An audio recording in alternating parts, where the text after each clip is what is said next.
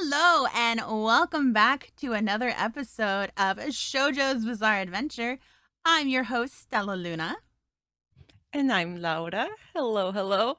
Hello! Oh my god, I'm so sorry. This is pre-recorded. Uh, I mean, Spotify, and Apple, it doesn't matter. But for YouTube, hello YouTube. Hi, it's Hello, pre-recorded. YouTube. This, Yeah. this is By gonna the be time you're interesting. watching this, yeah, I'll be at a concert. I'm so jealous. I'm absolutely jealous. I want to go to a concert. Actually, I am going to a concert in September. I can't say Oh, which one, nice. but I'm excited to go. But yeah. As you can see from the title of this episode, we're going to be talking about demographics. Yay! Woo! And I A feel like confusing world. the Uh, confusing world of demographics, and I feel like yes. some people might get mad at us this time around. Uh Yeah. Opinions are opinions, okay? Okay. We're everything. This is a safe place for opinions, okay? Safe Mm-hmm. place. Don't come with your your pitchforks and your your torches. I would rather not be torched today or tomorrow or the next day or any day of the week. Being on fire is just not a fun thing. But yeah. Yeah. No, not with this heat. So Laura, as the manga expert, can you explain hmm the demographics in Japanese manga? Yes. Okay. So Japanese demographics. Basically, well, here's the thing. Like I mentioned, it's very confusing. There are technically around 1, 2, 3, 4, 5, 6, 7, 8, 9, 10 different demographics. Oh, I didn't know there was But 10. I yeah, like know 4. I just pulled it up from like a librarian. So technically around 10, but there's four major demographics, and these are the ones that you're going to hear the most often. So we have shonen. Everyone's familiar with shonen because we have publications like Shonen Jump and Shonen Sunday. Shonen is the Japanese word for teenage boys. So that is what they're marketing the series to. Teenage boys, roughly around, like, I would say maybe like a tween, 12 to maybe 18. That's like the demographic. And Mhm. then the female equivalent to that is shojo. That is a Japanese word for teenage girl. So series marketed towards young girls. Mhm. And then the adult equivalent is for males, seinen, and for ladies, it is josei. So Mhm. those are series usually targeted for, and I mean, it gets a little blurry because it depends on the series. So ideally, it is between 18 and above, but some series can be suitable for like 16 and above, like Wotakoi. Wotakoi is a josei, but I mean, we've read the series. There's really nothing inappropriate for a 16-year-old in Wotakoi. No. No. So, Well, yeah. the thing about demographics is that, like, with Wotakoi, right, is that even though Mhm, nothing necessarily in the series is inappropriate for teenagers, it is a mhm, series about office workers who are in relationships and they work their jobs mhm. and they're otakus. And, when you're Yeah. 16, you're not going to really relate to that very much. It might Mm-mm. you might pick up the series and go, "Wow, this is really boring. I don't relate to this at all. I don't like this." Right? Yeah, Whereas like yeah. an adult, like the two of us, we love Watsukoi, but that's cuz it's really Mhm, relatable to us. In the same way as that there's a lot of animes I grew up with that are shojo and they take place in high school.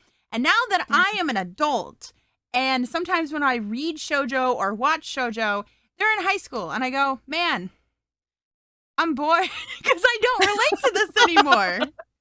Yeah, absolutely, and this is where I mean, we can dive right into it. Mhm. Although there's strict definitions of what the demographic means or is intended to do, it is just the wild, wild west in Japan when it comes to how series are published. Mhm. Because one series could be published on, for example, on online publications like Pixiv, like Wotakoi.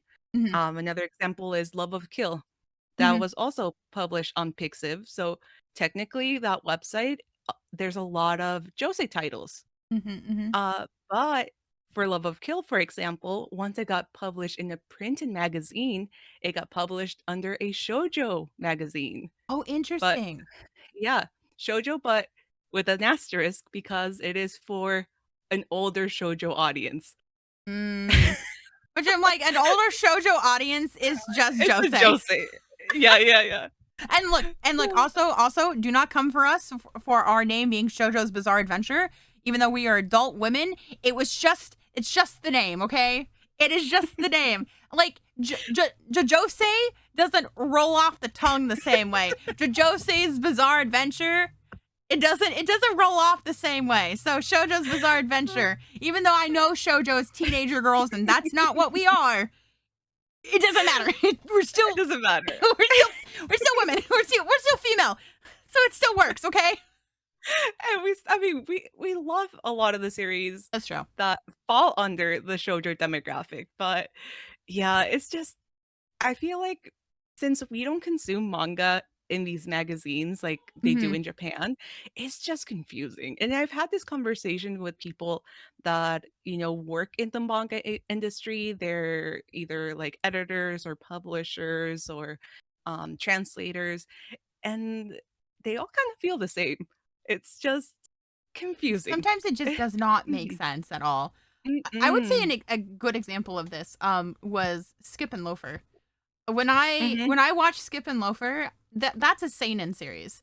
And I Yeah. and I watched it and I was like, "Man, this just does not feel seinen at all for a few reasons, right?" Mhm. Like maybe Mhm. if it was a shonen series, maybe, but even then, like Maybe. it's too, I don't know, like it was too like light and fluffy. And not saying that dudes can't be into light and fluffy, but like when I think of seinen romance Mhm. series, like slice of life, maybe and set in high school, I think of things like My Dress Up Darling, which Yeah. is I seinen. feel like I feel like My Dress Up Darling definitely fits the seinen mold a lot better than Yes, Skip and Loafer. yes. I Mhm. wish they were in college, but that'll be maybe we'll talk about that later. Yeah, that will be for another episode. I love Dress Up Darling. Oh, me too. Um, that's not a knock at Dress Up Darling. I do love it and I love Marin. But anyways, yeah, Skip and Loafer just was a series I was kind of dumbfounded by because like watching it, it just did not feel like it fit into this demographic. I felt like it Mhm. fit more into Josei, like Yeah. because of the how like laid back the entire series is. Because I feel like Mhm. when it comes to Josei, I feel like a lot of Josei tends to be a lot more laid back as a series, and I don't want to say it's Yeah. like fluffier than shojo, because shojo can be Mhm. really fluffy too. But I feel like shojo, Yes. like really, one of the tropes of shojo is very much miscommunication, miscommunication Yes. galore. And from Yeah. when I watched Skip and Loafer, which I didn't finish because I got busy and I sometimes suck at keeping up with anime. From what I saw, there wasn't a lot of misconception. If there was like a Mhm. miscommunication, if there was, it was like Mhm. for a split second, and then it would be resolved within a few minutes. Mhm. Yeah, I feel like I didn't keep up with the anime because I'm busy. I'm an adult. I have a lot of things to do, okay? Mm-hmm. But I Mm-hmm. have read the manga and it definitely, although it's suitable for teenagers, I feel like the pacing and some of the issues that are brought up in Skip and Loafer, Mm-hmm. yeah, it definitely could have been a Josei series. Yeah. Especially once I mean, I don't want to go into spoilers, but with Kyosuke the boy, his backstory, um, it does get a little bit darker, I feel like, just Mm-hmm. because you do deal with a lot of his past trauma as a child entertainer and how he Mm-hmm. coped with that. So yeah, definitely I could, yeah, very well see that more as a josei than maybe a shoujo. Although, if I'm being honest, I do have Skip and Loafer. all my manga is basically separated by categories. So I do have all the shoujo with the shoujo, but Skip and Loafer happily lives in the shoujo section because for me, it just makes sense to have it there. Well, I think I think a reason it doesn't feel like seinen or Mhm, shonen is because I think a lot of times when it comes to series that have romance, mhm, and especially in high school, there's kind of like the male gaze that happens with the female character. mhm. Yeah. And our main character, our protagonist in this series is not really the male gaze at all. Like Mm-mm, she's not particularly like super hot like Marin. mhm, She done got big old, honkers. She's not like really promiscuous in any way, or like she's just kind of a sweetheart. mhm, And again, this is not me saying that men can't enjoy this series. But it's mhm, just the trend and the tropes. Like there's reasons there's tropes, right? Like there's a mhm, reason we have tropes in series and in different demographics because they are so common within those demographics. And mhm. so seeing a character like that who does not fit the mold of it just feels a little weird. Yeah. And for those of you who are not familiar with the where Skip and Loafer is published, it's in the same magazine as Vinland Saga. So I mean, it's I'm sorry. just it's just it makes again no no sense. Like in my head, I'm just picturing like all the like Vinland Saga TikTok bros, like if they were in Japan and picking up the magazines, like, oh yeah, I'm picking up for Vinland Saga, and then like flipping through, and it's like, oh, Skip and Loafer. Skip and Loafer. very Yes. very fluffy, very, Mhm. It's just, and in the same magazine, same one as Vinland Saga. You also got the very cute, very fluffy, kid appropriate series, Cheese Sweet Home. I showed Stella the the manga. It is just I don't know.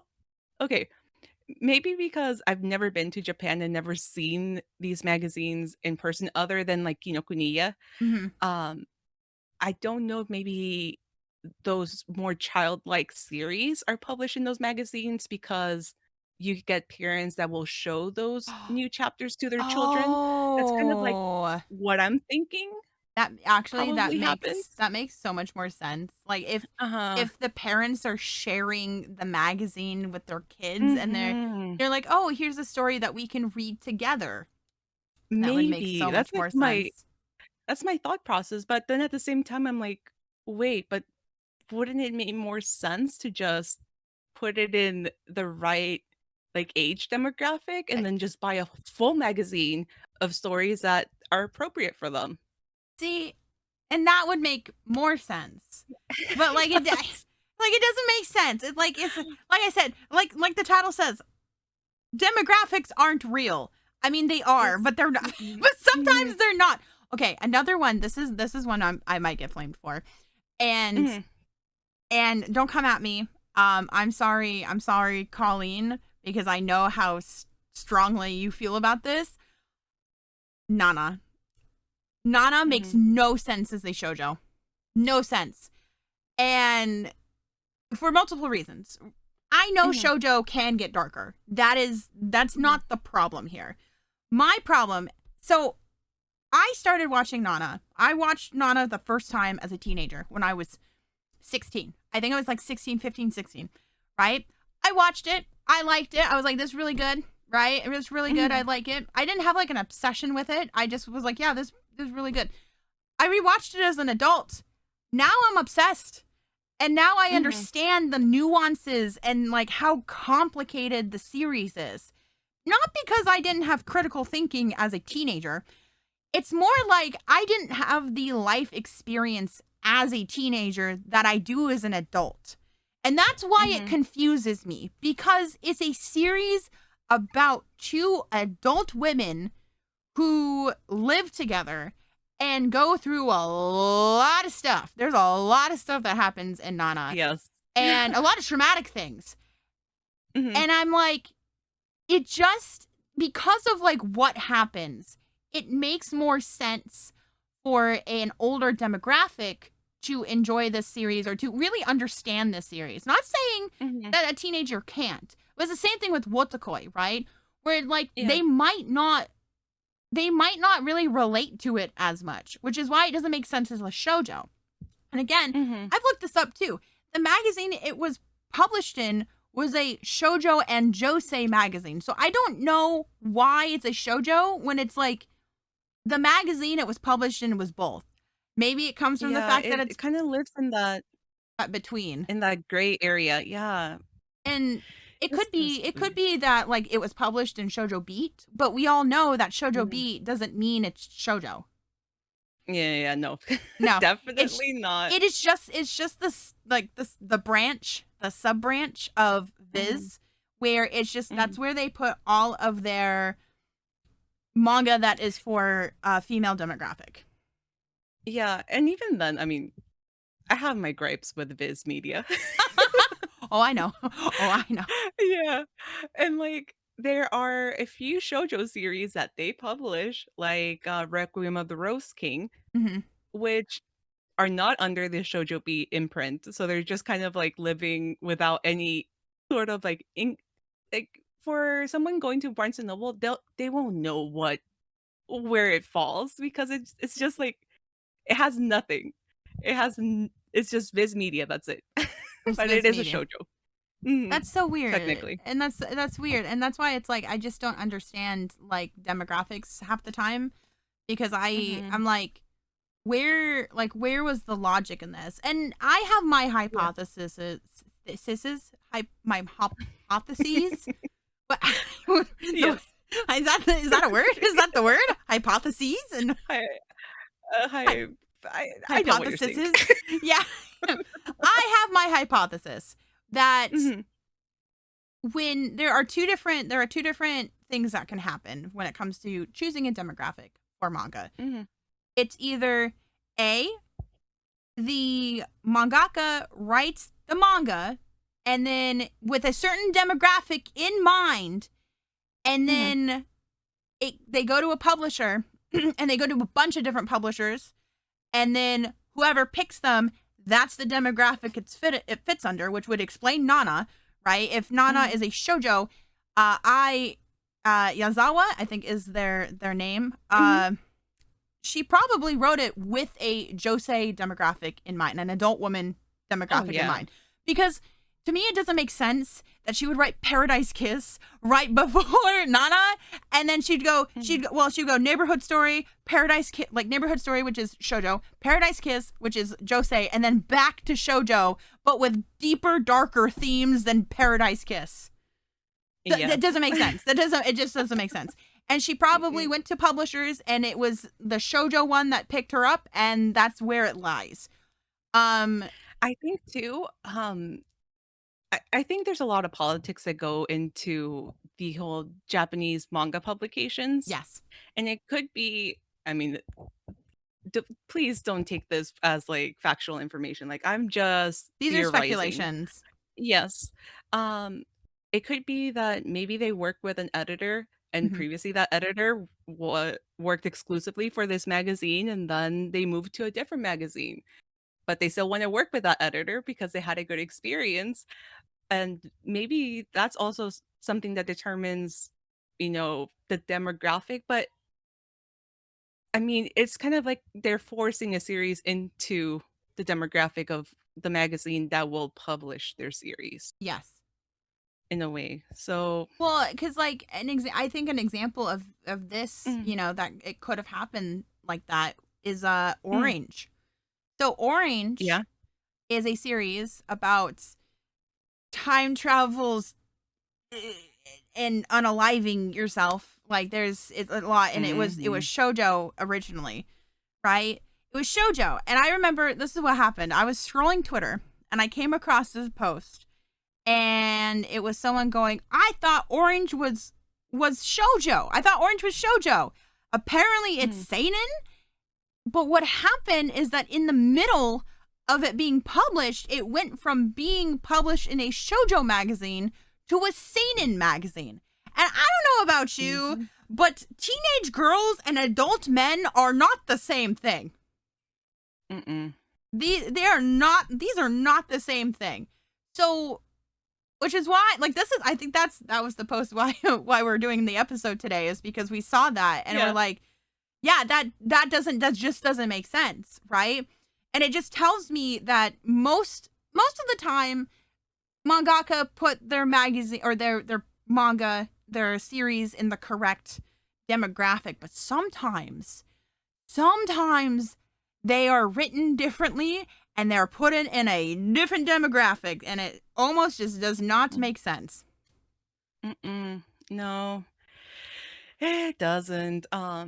And last year when I participated in a San Diego Comic Con panel called "It's Josei, Not YA," we had this discussion on stage because although all the panelists had their Josei series to recommend, there are a lot of series that present the female perspective in such a great way that they don't feel like seinen. Yeah. So we talked about Skip and Loafer already. Mm-hmm. Another good example is Sweat and Soap, which a lot of people confuse that for a Josei series, and understandably so because a lot of the series is from Asako, the female lead's perspective, Mm-hmm. and it's presented so well that I mean I still don't know the gender of the mangaka, but for a long time I thought that was a woman writing about her own experience. Like it was just I felt like I saw myself in Asako. So yeah, it's just you know, we know the technical definition of the demographics. Like it is where the series gets published. But I feel like also the reader can sometimes make a like you can interpret series differently from Yes. where it was initially published. Yes. Another example that we brought up on stage is like long running series like Skip Beat Ah, that has like yeah. I mean, right now in Japan, was it 49 Oh volumes? my god. So it's it's been I mean, for the person that followed Skip Beat since volume 1 and they were teenagers when it came out, Mm-hmm. yes. Then back then, Shojo, intended for a teenage girl. But that person who's still following Skip Beat till this day is now an adult woman. Yeah. Well, I can An adult almost. woman, Oh, go ahead. Go yeah. ahead. Oh, I was gonna say, yeah. So they're now an adult woman. And although in the manga, Kyoko is still a teenager, I mean, these adult women grew up with with Mm-hmm. the series to the point that now it doesn't feel like you're like reading about a teenager. Like you grew up with her. Mm-hmm. And I feel like I don't know, like a little 13-year-old going to Barnes and Noble is probably not gonna binge almost 50 volumes of a manga. Very No. rare. Yeah. Well, the I would say like another good example of something like that, where it's like Mhm, you grow up with it, that would, but it's still in the same demographic. Attack on Titan. mhm, I think yeah, Attack on Titan started out super, super. I mean, it was pretty gruesome to begin with, anyways. But, Attack on Titan, eventually we got to a place where it's super political now. Like where we are in the mhm, anime. I know the manga is finished, but like just the time difference, and like there's the time skip, and now like all of the characters are adults, and mhm, like every single one of them is a full grown adult. And so when you watched it in 2013 when it came out, it's now 2023. I was a teenager when Attack on mhm, Titan came out. And now I'm a full-grown adult. Like no doubt, just full-grown, full stop adult, right? And so now like you could technically, I mean, I think you could classify at the like, in the middle of it being a seinen because of how it changes and how much it like it's politically charged, and there's lots of nuance, and there's so many things that are like you got to really use critical thinking for, right? Again, not yeah, saying that teenagers can't do critical thinking, but a lot of it can come down to like relatability. Mhm. I'll be real. Shonen usually is just like battle shonen where dudes are just Mhm. beating each other. They're just And I feel like battling. there's some series like Attack on Titan. I feel like another one, Chainsaw Man, that I mean, of course, teenagers can watch it because Mhm. it's marketed towards them.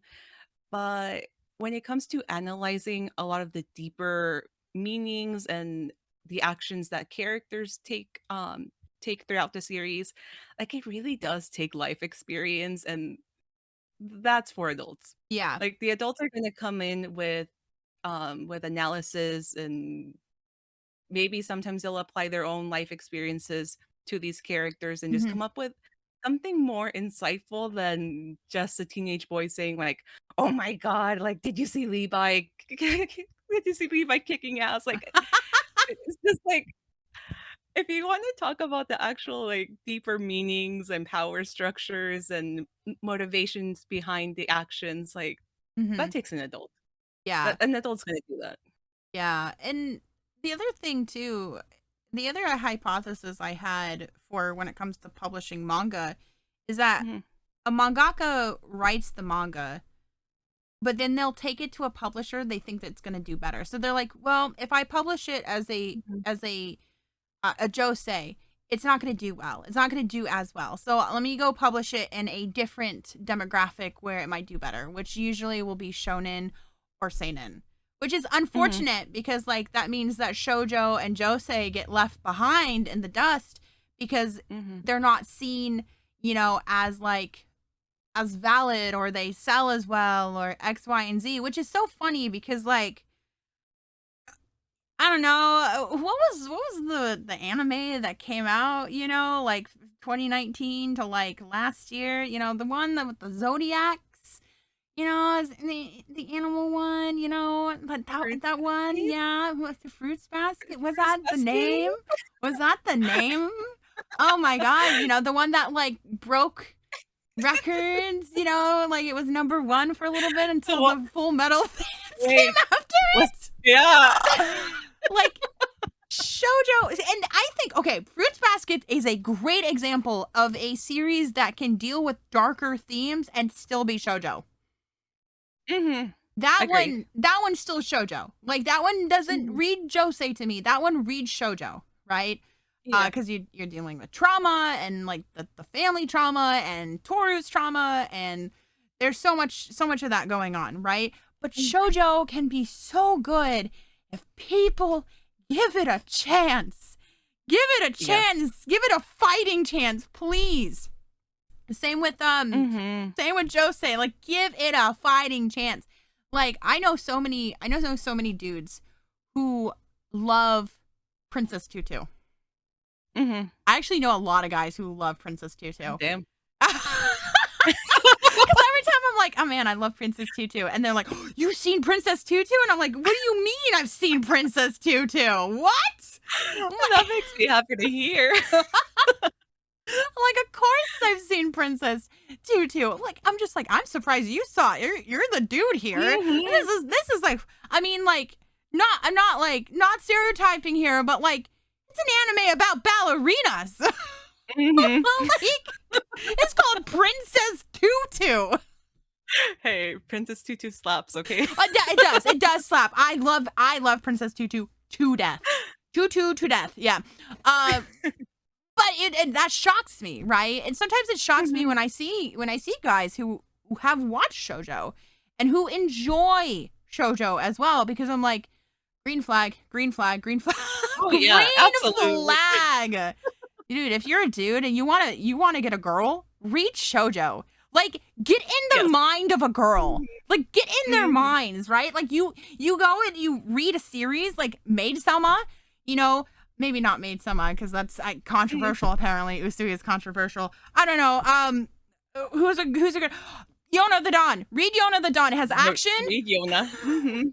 It has action and it has Hawk. Those are the only two things you need in your life.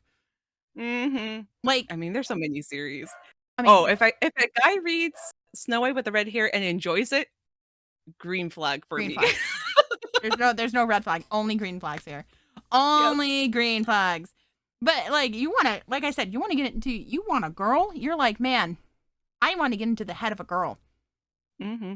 Read Shojo, watch it, indulge it, understand it, because like the dudes, chef's kiss. Oh yeah, chef's kiss. Dude, you want we'll have a the full ultimate episode about this.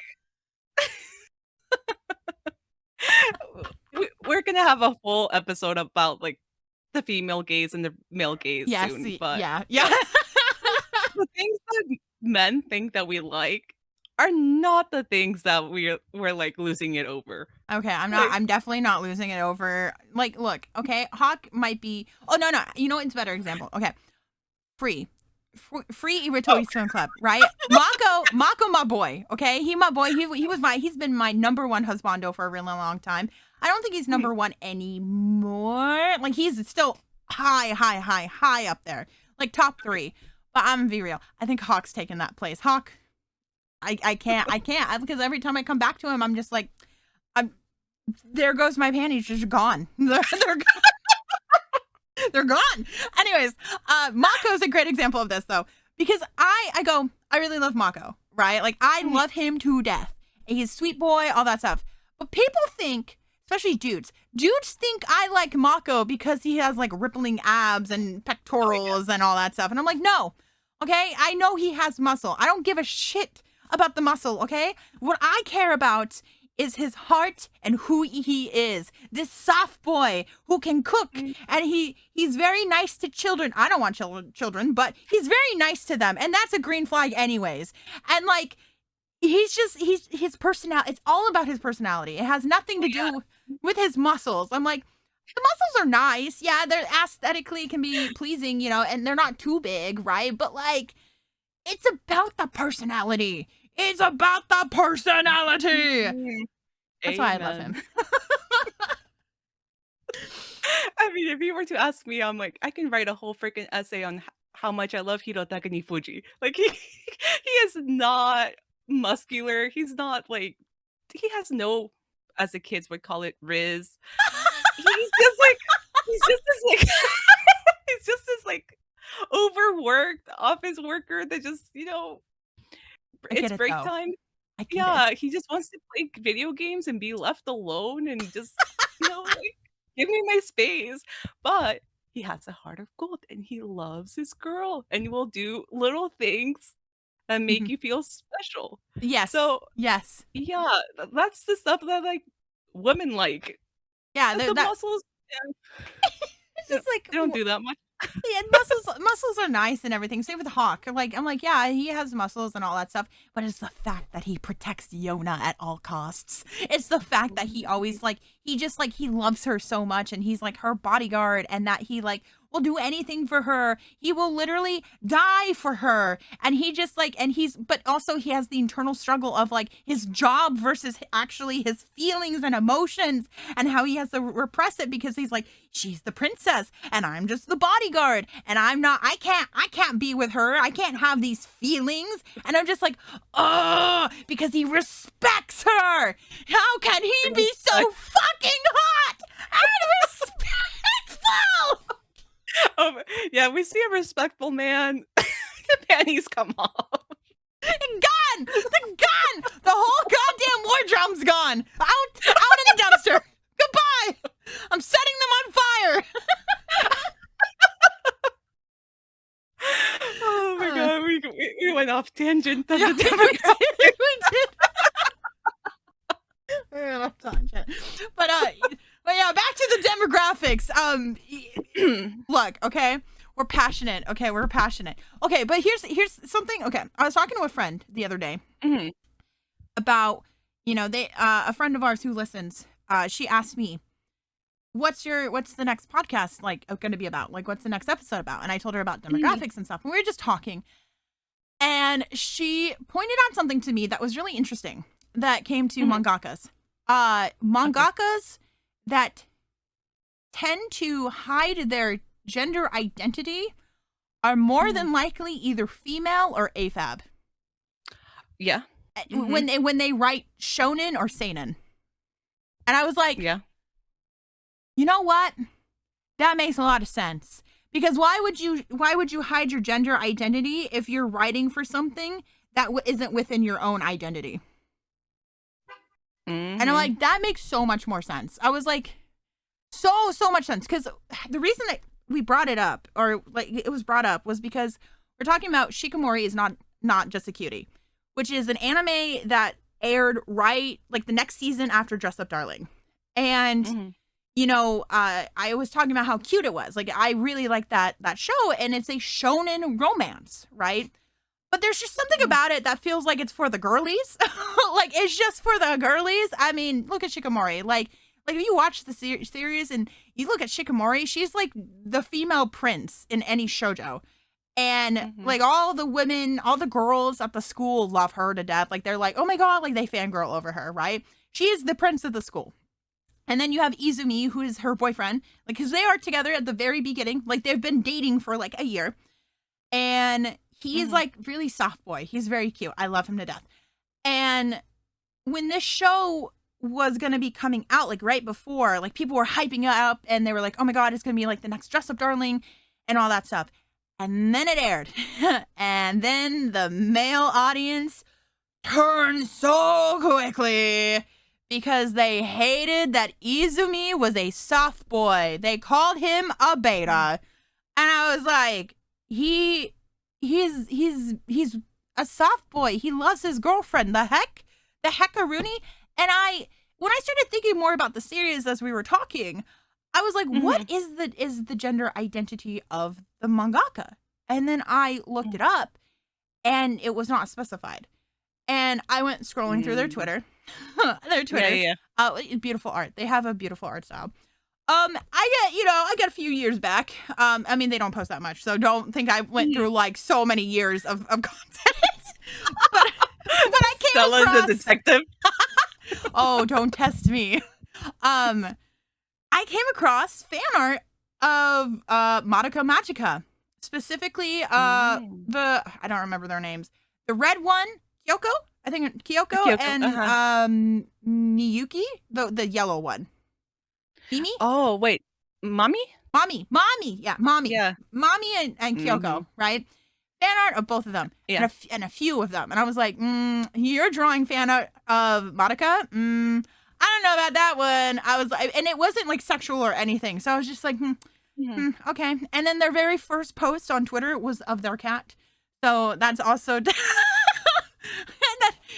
that's just leading. That's leading to an AFAB person, okay? But it would make sense though. It would make sense because like one of the things I noticed about being a girly who does read shoujo or not shoujo, watch shonen, is that I tend to gravitate and like the series that are written by women. Same. Every time. Yeah. Every time I'll be like, man, I really like that. That was really good. I really like that. Written by a woman. Magi, written by a woman.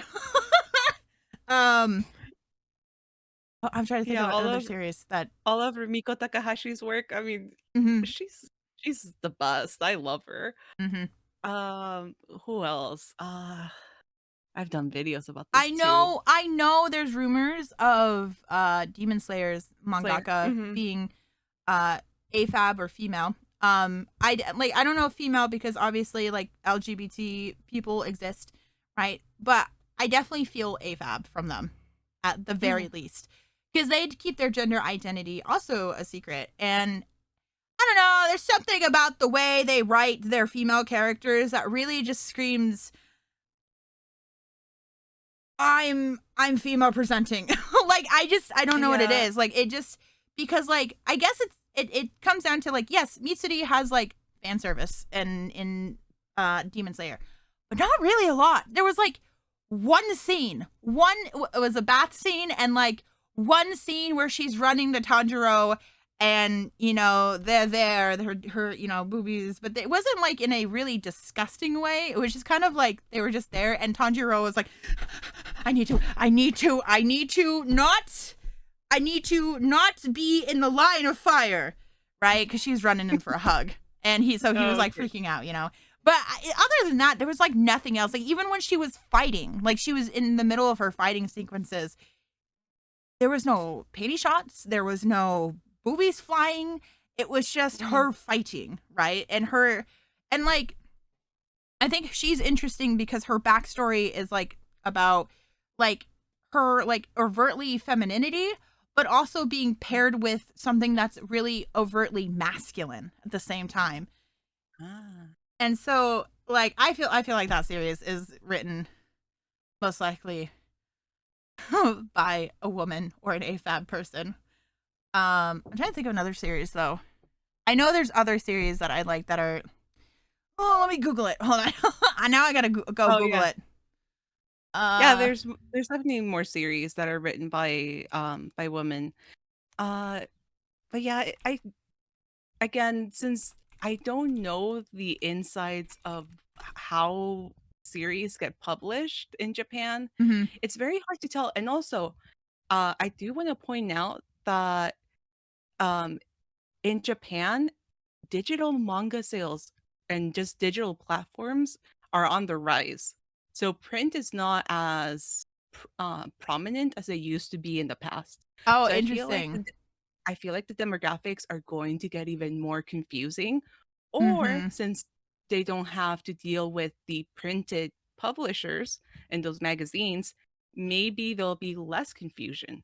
Like who Oh, knows? But there are more series that are getting published digitally mhm, mhm. in subscription platforms or just on websites like Pixiv and I mean I've seen mangakas publish their work on Twitter and other platforms as well.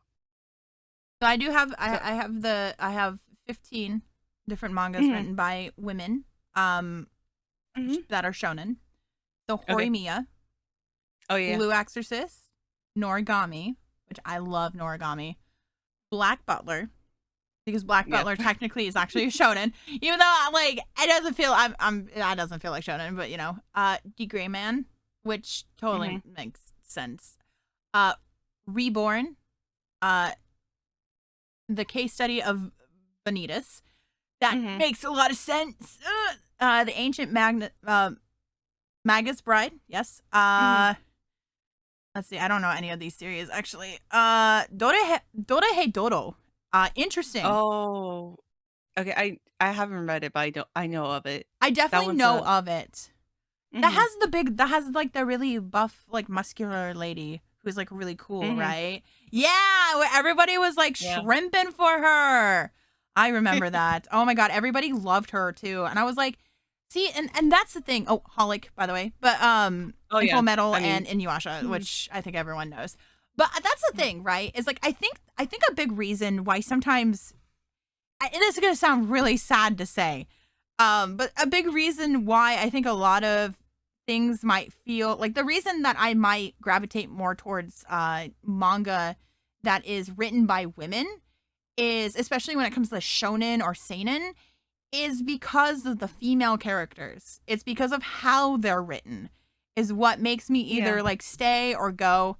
Um, because like to me how well a female character is written is like way more important to me than I think I realized, right? Because I think I'm like, yeah, I want to like good female like characters and stuff, but I think the reason I like these stories is because there's just some kind of charm to them that I can't get Mhm. away from. I don't know.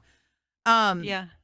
oh, also another case for Demon Slayer being written by either a woman or a AFAB person. Inosuke, the existence of Inosuke. I'm sorry, but I do not trust any. If a man wrote that, I don't believe it. I can't believe it. Inosuke's existence is just only. I feel like only a woman could write that. I'm sorry, but like like a boy who's like incredibly like crazy and wild and like has a bad attitude and all that stuff, but under his boar mask is a beautiful, beautiful face. No, that's that can only be written by a woman. I'm sorry. But yeah. But Dude, like all I can think about, especially with like female mangakas writing in these very popular shonen magazines, mhm. I can't imagine the treatment that they get Yes, which because I can understand it's why they yeah, wouldn't it's a show their boys' gender. club. Mhm. Mhm. So, props to them, but I would not wanna be in their shoes dealing with No. a bunch of men in power just demanding, weekly chapters or how often they're basically contractually obliged to write their stories. It's too much. It's yeah, I was about to say it's a lot like Oda, who writes One Piece, has not like taken a break since he started writing One Piece. It's yeah, it's not sustainable. No. Like, I mean, that's how you literally unalive yourself. Yeah. Um, and while while you were looking up the manga, I actually thought of a well-known mangaka that has actually gone the digital publishing route now. Hmm. Um, Princess Jellyfish, that mangaka? Yeah, her Oh. latest series is in a Japanese subscription service. So Oh my she's goodness. deciding on her own terms what the demographic is. Mhm. Because all the subscription service, once you pull up a whatever story that you want, you'll get the age range that it's suited for. So I But feel like not the gender. I don't I'm not familiar with the manga subscription services Mhm. in Japan, so it could be that they are gendered and there's just like, subscription services for women and then for Yeah. males and stuff like that. I really don't know. I should probably investigate since like I have access to the Japanese app store. Yeah. Well, But it's I feel like interesting. those subscription services are gonna give a lot of power to the creators. Yes, absolutely. Cuz like to me, it's always been interesting. It's always been like tough because I always feel like as a fan of Shojo and Josei, we just never get looked at ever. We never get Mm, looked our series never get looked at. And that's why a lot of these mangakas are turning to shonen and seinen to succeed. And that's really sad to mhm. me. Like that's just so incredibly sad to me cuz like I'll see my favorite thing is like I'll be like there was like a sound on TikTok like going around and stuff and it's like, "Oh yeah, you're a woman and you like anime, then name 3 like anime that aren't Bleach, Oh, yeah. Naruto and uh One Piece." And Mhm. I'm like, "Bitch, I haven't even seen any of those." I I haven't watched any of those. I'm like, Like, how about Lovely good for Complex, Full you. Moon, like Yeah. Phantom Thief, Jean, Sugar Roo, and like Princess Tutu, Nana, Neighborhood Story, It's like Paradise Kiss, like Kid in easy, Revolution, easy challenge. I'll name easy. any other any other of the series that I love. I'm just like, yeah, the top 10 that you're giving me, you're like, you can't name any of these, he's top 10 anime. And I'm like, you think I watch popular anime? You think I know? Exactly. I'm like, look, I Mhm. tried to give Naruto a chance, but like I like tried watching it was I was older and I couldn't get into Mhm. it. Like I do think some of these series I would probably like if they got reboots. Let's be real. Yeah. Mhm. Like I would probably give some of them a chance if they had reboots, but like I'm sorry, but I'm not sitting through like filler arcs anymore. Like I don't got Mm-mm. time for that. No, no. Also, I stop mean, just asking me to watch One Piece, please. yes, it's not gonna happen. Not unless not unless somebody pays for everything that I have to pay for. Yes. It's like, okay, buy 'Cause me the whole it's too thing and time consuming. I will read it if you guys buy it for me, but I am not gonna do that with my own money. I don't got time. You think I got time? Mm-mm. I don't got time for One Piece. It's over 1,000 episodes. No. It's ridiculous. You know, I don't even think I've seen 1,000 episodes of any anime.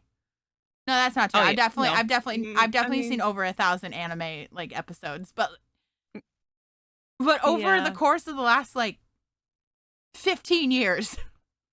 Yeah, yeah, it's over the course of our our lives, basically. Yeah. Mhm. Yeah, demographics. You know what? Another thing that to me, I personally don't like about the Japanese demographics, What? I don't like the genders.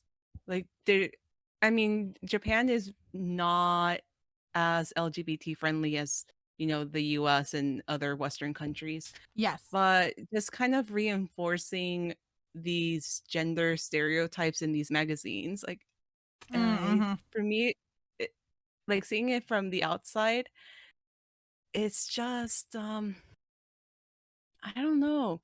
Because then I a lot of the times you get like these LGBT stories that don't make it in the either category. demographic. Yeah, because Yeah. like I mean, now we say like boys love, girls love, but like back in the day, back Mhm. in my day, we called it Shonen Eye and Shoujo Eye, Mhm. which is literally boys love and girls love, but in Japanese. Yeah. But yeah, no, we don't really get like those don't get included in like Mm-mm. shonen or shojo. Maybe Yeah, Josei, yeah, yeah, but my love mix-up is like one of the exceptions, hmm but like Sasaki Miyano, which is a shoujo, runs in a BL magazine meant for younger girls. It's almost like they're always just not only their own, obviously boys love BL, it's its own genre, yes, but they almost kind of make it their own demographic as well. It's which just is weird. so secluded. Yeah, Um so yeah, for me it's just I don't know, like I know these mangakas writing LGBT stories in Japan have a much harder time even getting published and getting hmm editors and stuff like that. And to me, it just doesn't seem fair because no, I mean, I would if I was a kid in Japan, I would love to see these stories that, especially if you're a young girl and you're kind of questioning whether you're a lesbian. If you read a story about a lesbian, group of girls in high school going through that same experience, you wouldn't feel alone. no, Oh, you wouldn't, and it sucks because like I think something that's really interesting that shoujo has been doing for a really long time that shonen mhm, really hasn't, but but seinen had gotten praised for this recently was mhm, LGBT characters. yeah, Shojo for it has had LGBT characters for a long time. Like mhm, like we're talking like since Sailor Moon, which was in yeah, the 90s. Like Uranus and Neptune I think were introduced in like what, like 93, 94, something like that. mhm, Like the mid 90s, right? Having our first canonical lesbian couple that isn't just like a gag. yeah, And shojo for a long time has been having LGBT characters. And mhm, we have like in Lovely Complex there's like Seiko. There was Seiko in Paradise Kiss, there's Isabella. Um there like it's just there's been characters for a very long time. Or on High School mhm, Host Club, that too, Haruhi's like father, you know, mhm, canonically a bi man. Now being trans is kind of like the translation I'm unsure about. Because mhm, like at the time like it was drag, like he was doing drag, but he is mhm, canonically bi, right? Even in Paradise Kiss again, besides yeah, Isabella being a trans character, George, our main guy protagonist, is also canonically bi, right? And so we've had a okay, slew of all of these characters who are LGBT, right? And I think the thing that really yeah. sucks is like we've had it for a long time, right? And now Yeah, I they're mean, not they're not since all, the '70s, yeah, like they're like, not, Claudine is an openly it's a trans story, and that was published in 1978, so yes. it like, LGBT stories have been a part of shoujo for a really long time, Mhm. decades. Yeah. And it sucks cuz like we've had these characters Mhm. and these themes for a really long time. I mean, Utena as well, if you know, Yeah. the whole entire anime. But it's weird to me that Skip and Loafer comes along and everyone's like Mhm. praising the heck out of it for their character that's in it, Mhm. right? In the Seinen, right? Which Shojo's had for like a long time, right? And now like it's good that, in the male side of the demographic is getting LGBT characters as well. I mean, in Hunter x Hunter, we also had a character. It was someone's sister. I'm unsure. I don't know Hunter x Hunter very well. But I mean, Okay. I guess, you know? Mhm. Yeah, it's a it just makes you think about how I feel like we have more examples of older series that have, Mhm. LGBT characters than like modern series, Yeah. which is uh interesting. Definitely Interesting. interesting. Mhm. Yeah, for I mean, Japanese demographics. That's how I feel. It's just I know they're there. I know they serve a purpose, but at the same time, just having that asterisk in so many different series, Mhm. it's like, okay, you know the technical definition, but this series is the exception. It's always like a but. Yeah. And it just doesn't make sense. Yeah. It doesn't make Well, sense. cuz like I don't know, like is it nice to have like demographics and have it be like, yeah, this is the kind of story that it is, right? Like Hmm. it's aimed towards this kind of demographic. Yes, because let's be real, we do have like the female gaze and the male gaze, right? Hmm. And then, Yes. so having a point of reference to like when you go into a series to like know like what to expect, right? Like that is Hmm. nice, right? And also I'm gonna be real here. I hate when people complain about like why is this set in high Hmm. school, blah blah blah blah blah, when it comes to shonen and Oh, shojo, because yeah. I'm like, Hmm. why are you complaining? It is for teenagers. What do you mean it's set in Exactly. high school, right? Like you can only complain if it's a series set in high school and it's a seinen or a josei. That's the only time you can Hmm. complain, because I'm like, shonen and shojo is made for teenagers. And it's Yeah. interesting. And it's interesting too because here in the West, we do have demographics. But it's Yeah. usually it's never like boy girl these ages. Mm-mm. It's usually just ages. Yeah. Yeah. So, I mean, for those of you who never go and flip the back of the manga, most publishers kind of have the same type of label. So you'll just see like rated M for mature 18 plus, older teens 16 plus, Mhm. teens. You just get a very generalized demographic. And Yeah. I actually do like that a lot. Just because it doesn't reinforce the gender, you know, the whole gender thing. It's also just very clear as well. I Mhm. mean, you can go into a Barnes and Noble or whatever bookstore, and if you see the little explicit label, the rated the plastic wrap, that is not meant for you if you're No. underage. No. It's like it's clear as day that is not for you. Like I feel like they make it pretty obvious what series are meant for what age range. Yes. Mhm. Yes. So there's no Absolutely. confusion I because I like if you were to put a magazine like the one Skip and Loafer is published in like a Barnes& and Noble, I feel like for someone that doesn't know anything about the demographics or how it works, they would be like, "Who is this suited for?" Yeah. Because they would see series that are suitable for like younger teens, Mhm. and then something like a Villain Saga that's for adults. Yep. I remember. So, mhm.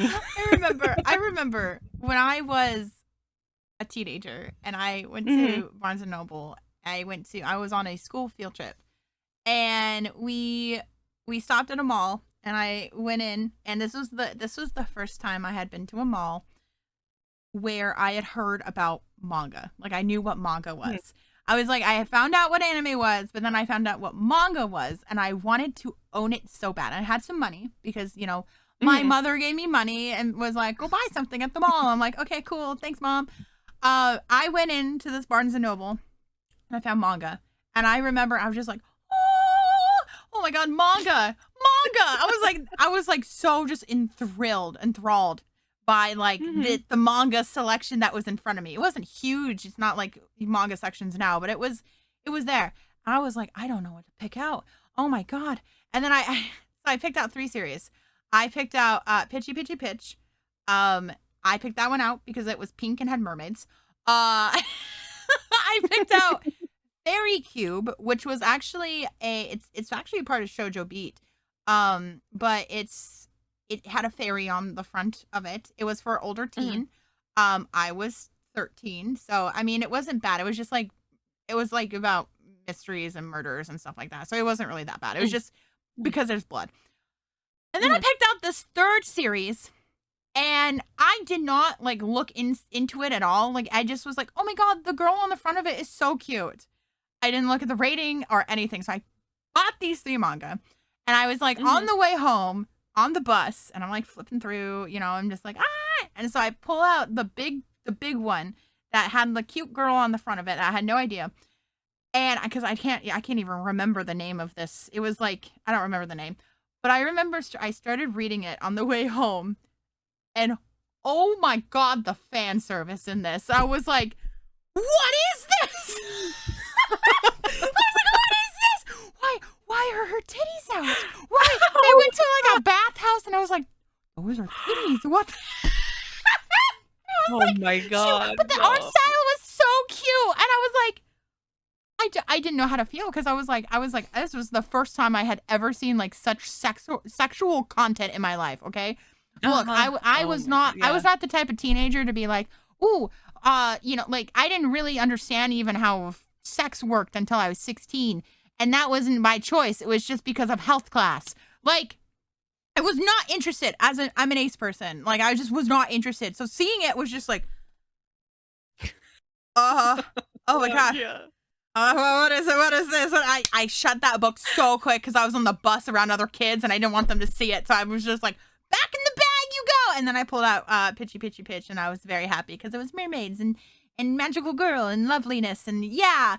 But oh, Oh my god, I could just I that didn't would know scar about me. I didn't know about demographics at the time either. And I guess like that Mhm. would be why like a good reason to have them is because like look, I don't want a lot of fan service especially when I was Mhm. that young. Like now I'm fine with it because I'm an adult. But like when I was a teenager, oh my god, I hated fan service.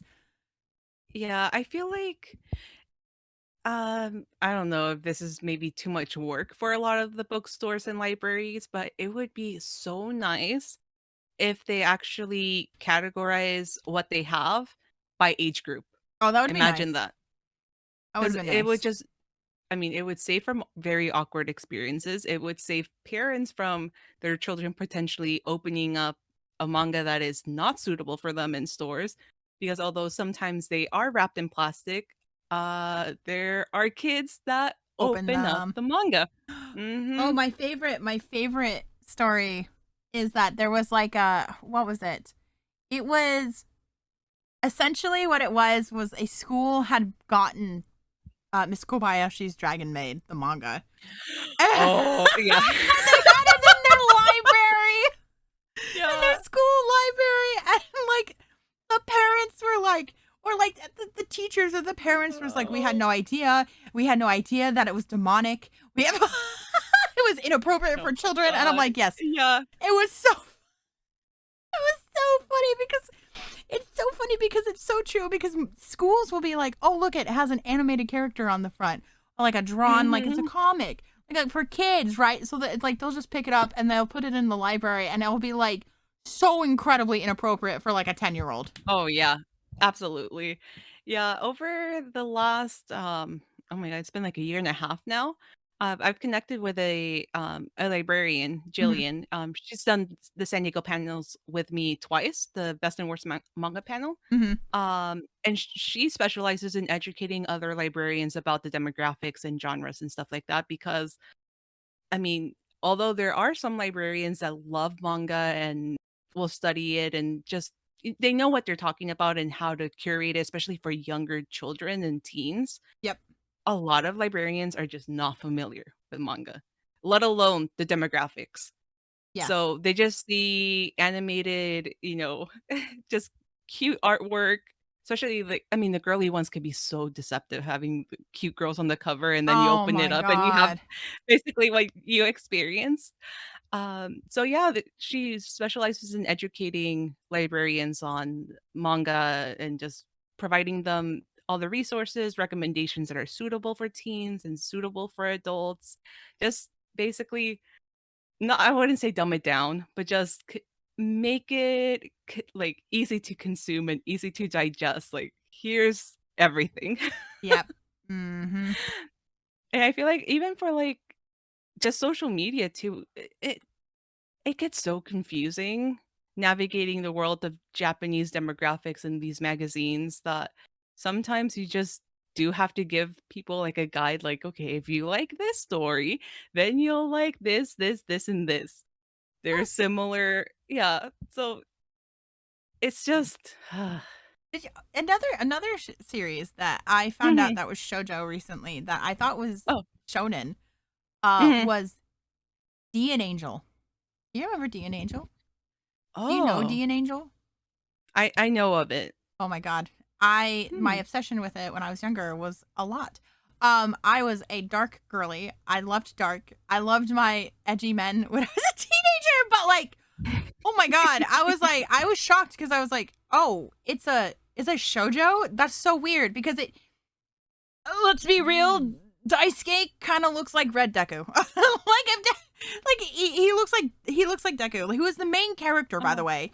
It's a dude, it's a guy, right? And I just I don't Mhm. know, like I feel like a lot of times when shoujo has like a male protagonist, it's always like so weird because it's like I just Yeah. expect it not and it's funny because like that main character in D and Angel, Daisuke, he likes like there is a girl he likes and they're a set of twins and she's a twin whatever, right? But like it's always weird to see it from like that perspective, Mhm.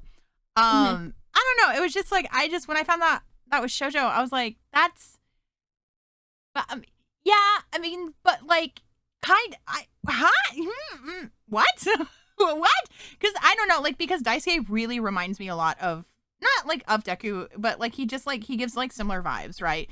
And I just Mhm. like I Okay. guess like he's like he turns into Dark the Phantom Thief and like all of this stuff, and it's like a family thing and all that stuff. I'm like, yeah, it would be shonen, right? Because the main character is Mhm. a boy who like is like has a superpower essentially. No, not. Oh, whoopsies! I didn't mean to do that. I knocked over my bottle of Coke. Oh um, no. no, it's okay. It's just a bottle. So, but yeah. Okay. Is there anything else we got to say? Any last words before Mm, I cut it? read manga. Read what you enjoy. Read what you enjoy. Here's That's good. another Yeah. thing, especially on social media. Hmm. If you're just stuck in the social media bubble with a lot of the anime manga creators, both on YouTube and TikTok, sometimes it can get a little bit Heated. a little heated. Hmm. And for fans that are maybe just getting into manga or even like I've gotten this from a lot of my male mutuals on Hmm. TikTok, especially the younger ones, that they feel scared to get into shoujo because they feel like, a lot of the shoujo creators are just shown, not shonen. A lot of the shoujo creators and shoujo community will kind of belittle them or attack them for not knowing anything about the demographic. That's Um, that's so so I strange to feel me. yeah. And I mean, you can say the same thing about females wanting to get into shonen. Sometimes they just see that it's such a male dominated bro space, and you're just kind of like put off by it. Like, you're attracted to the stories, but is it worth dipping your feet into that community? Hmm. So, my word of advice is just read what you want to read. Don't let these labels deter you from reading a story that Yep. appeals to you. Um, I know, like, when My Dress Up Darling was airing, and even when the manga was trending on TikTok, a lot of my peers did not like it in the shoujo community. No. I loved it. I loved it too, And and I was critical of it because I'm like, yeah, this would you have can been be so much critical of it. better if it was in college or like Mhm. without the intensive fan service, which I do know that the manga has less of. It's still there, Mhm. but it's not. It's still there. It's Mhm. it's still there, but it's not as intensive as in the anime. Um, Yeah. like, And sometimes like it gets a little bit you kind of feel a little bit ashamed of what you like and hmm trying to like openly express it when you feel like the community that you're part of just is yes. so against it. So yeah. It almost feels like if it's for guys, therefore Mhm. is bad. And that's not entirely Yeah. true, right? And like Mhm. I'm a big fan of Dress Up Darling. I really like it cuz I love Mhm. Marin as a character. I love Gojo. Same. I'm Mhm. I'm not a fan of the fan service, but at least most of it is like it's go for Gojo. Let's be real. It's for Gojo because Mhm. Marin has a big fat crush on Gojo, right? Yeah.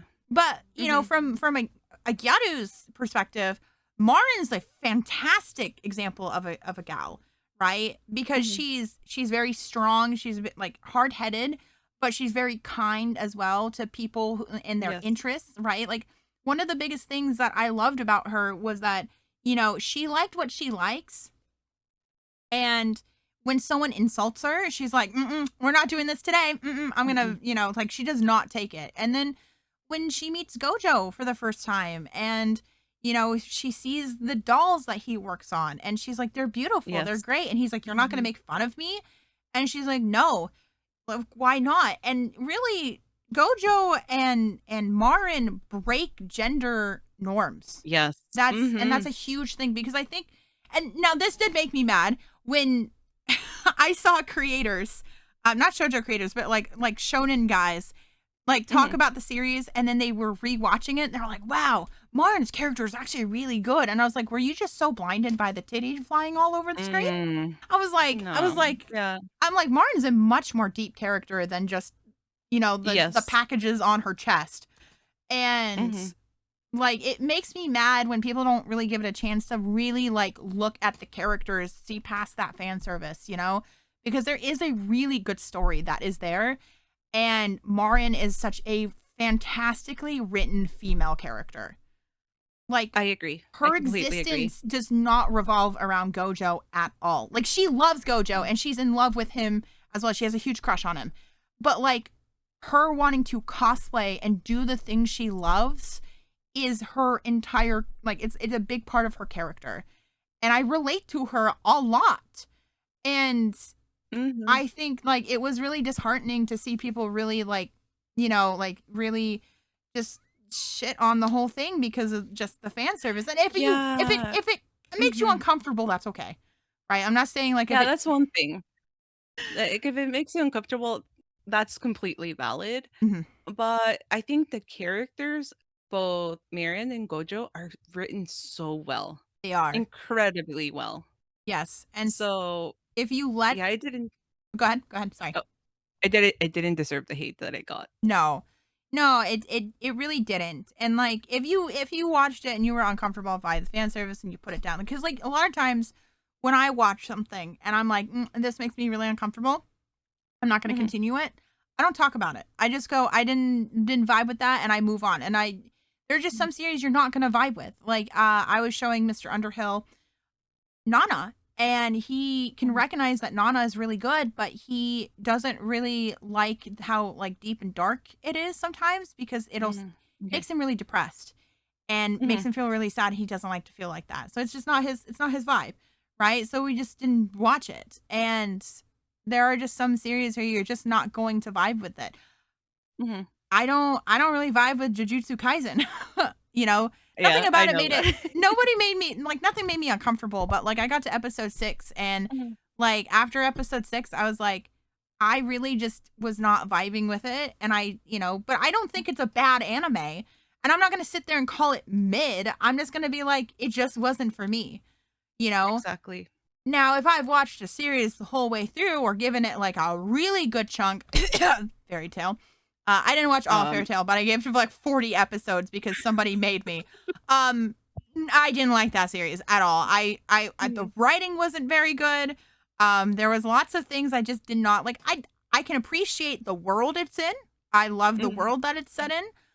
But the writing was not the strongest. And if you go, well, you need to get to episode 100 before you can decide. I don't want to listen to you. If I 40 episodes is more than enough to get for an Yeah, anime.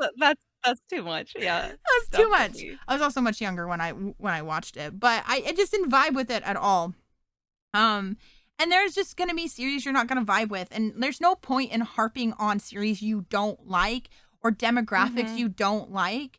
constantly. In my opinion, Yeah. you can be critical of them. You can sit there and go, Mhm, you could be like, I don't really like if someone asked you like, hey, would you give this a chance, or like, what do you think about Shonen? I'll be like, well, I don't really vibe with it because X, Y, and Z, I'm not really into this thing, right? And give your mhm. reasons, right? But like you can still be respectful because I feel like a lot of Yes. creators like to dig into shonen and be like, it's all bad because I'm like, it's not. There are Mhm, shonen I really like, and I admit I like most shonen that is written by women. mhm, And that's not because I go, oh, it's written by a woman. I'm going to like this shonen. Or, yeah, I'm going to like this series. I'm going to like this shonen. It's just the kind of writing is what I gravitate towards, is their kind of mhm. writing, right? And unfortunately, like, because of the world we grow up in and our, like, the way that different genders are raised and with societal standards, women and men are going to write differently, Oh, yeah. right? Yeah. Mhm, Really talented writers will be able to break those molds, right?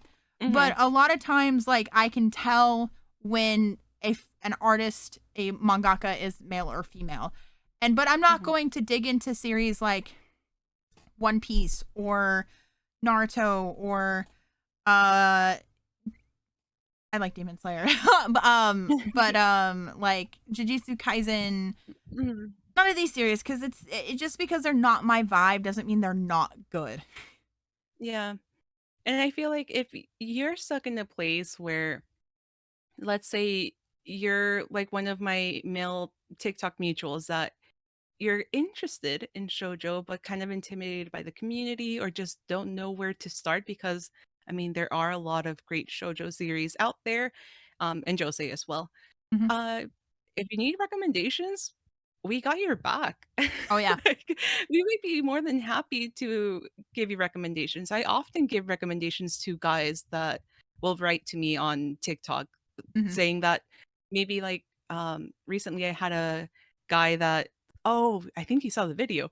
The one that told me to like he was gonna pray for me to like get into other genres and Oh, then yeah. he clarified that he wanted um a shoujo series where the couples get together quickly because one of the problems that he found in a lot of shoujo series is that there's a lot of miscommunication and it often Yep. takes a really long time for the main couple to get together. That's if they do get together in the one season that is animated. Yeah, well, that's So I not went Shojo's in, fault, I will tell you yeah. that. I'll So tell you I went that. and like gave them specifically manga because I did explain that a lot of the times in anime, shoujos just get 1 season and it's incomplete.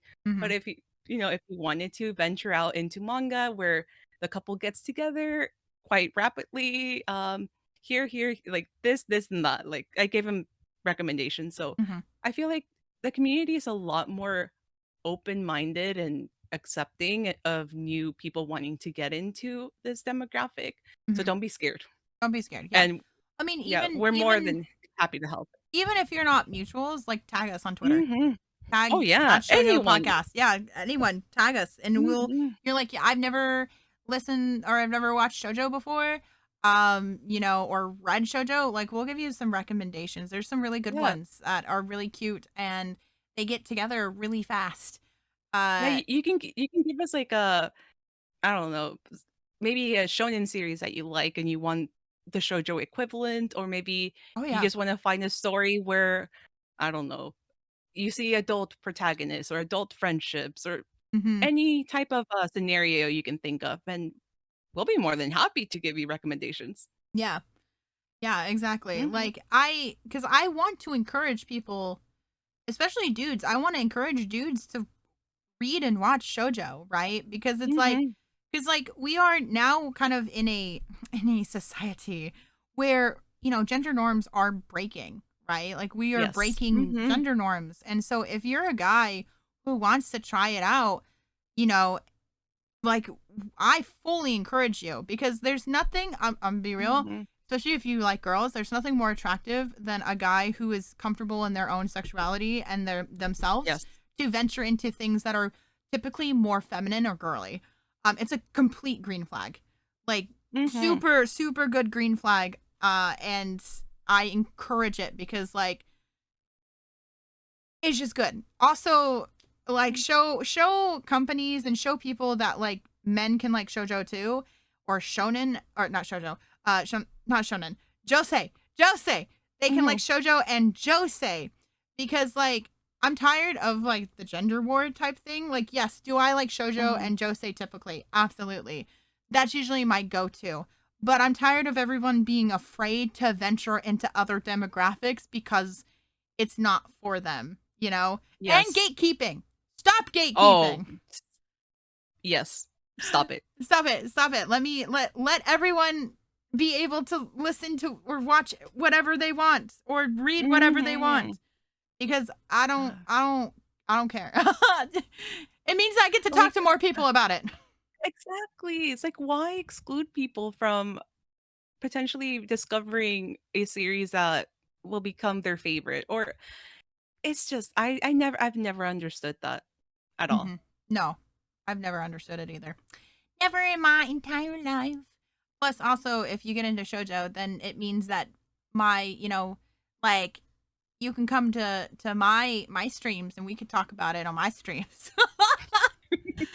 Because like every time I bring up a series, everyone goes, I don't know what that is," and I'm like, "Okay, that's fine. That's okay. It's fine." But Yes. yeah, Go over to Stella's streams. yeah. Shojo. All right. Anything else? Was that? I Was think that's it. I think we've covered everything. Yeah, I think we did. We had a Mhm. nice big chat today, but yeah, I think next week will also be pre-recorded, right? Mhm. Yep. Yeah. So YouTube listeners, it will be pre-recorded again, so we won't be streaming it directly. But yeah, so we will see you guys next week. All right. See ya. Bye Bye. bye.